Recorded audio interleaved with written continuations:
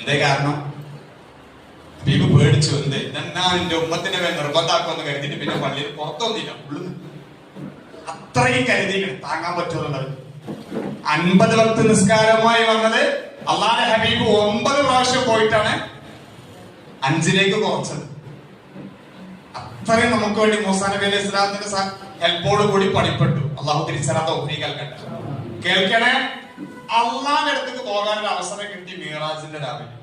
നിങ്ങൾ ആലോചിച്ചോക്കണേ, അള്ളാനെ കാണുമ്പോ ആർക്കെങ്കിലും ഓർമ്മ ഉണ്ടാവും. പക്ഷെ ഹബീബിന് ഓർമ്മ വന്നു. ആരാ?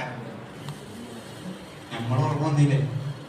എനിക്ക് മാത്രം പോരെ, ഈ ഭാഗ്യം എന്റെ ഉമ്മത്തിനും വേണമെന്ന് പറഞ്ഞ് വാങ്ങിക്കൊണ്ടെന്ന ഗിഫ്റ്റാണ് നിസ്കാരം അല്ലേ?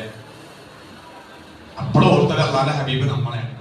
ഇനി തിരിച്ചു വന്നുള്ള ജീവിതത്തിൽ ഓർമ്മ ഉമ്മത്തിനെ കുറിച്ചാണ്. എത്രത്തോളം തങ്ങളുടെ വഫാത്തിലൂടെ അടുക്കാണ്. എന്താ വഫാത്ത്? റസൂലുള്ളാഹിന്റെ വഫാത്ത് എന്താ ശരിക്കും?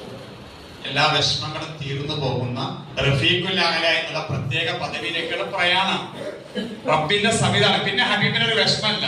പക്ഷെ ചിന്തിക്കണേ, വഫാത്തിന് വന്ന് സമ്മതം ചോദിക്കുമ്പോ സമ്മതം കൊടുക്കണില്ല. എന്തേലും കാരണം? ഉമ്മത്തിന്റെ കാര്യത്തിൽ തൃപ്തി വരാത്ത തന്നെ. പലതും പറഞ്ഞു നോക്കി പഠിച്ചോ, തൃപ്തിയായില്ല. ഉമ്മത്തിന്റെ കാര്യത്തിലെ തൃപ്തി വന്നപ്പോഴാണ് തിരുഹബീബ് സല്ലല്ലാഹു അലൈഹി വസല്ലമ വഫാത്തിന് പോലും തയ്യാറെടുത്തതെങ്കിൽ എത്രയാ അവിടുന്ന് നമ്മളെ ഇഷ്ടപ്പെട്ടെന്ന് ആലോചിച്ചോക്കാണ്.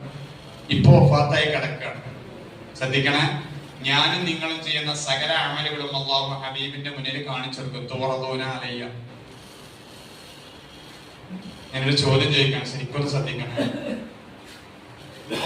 ഇത് റെക്കോർഡ് ചെയ്ത് പുറത്തേക്കൊന്നും വിടരുത്. കുറച്ച് കട്ടിങ്ങിനുള്ള വാക്കാണ്.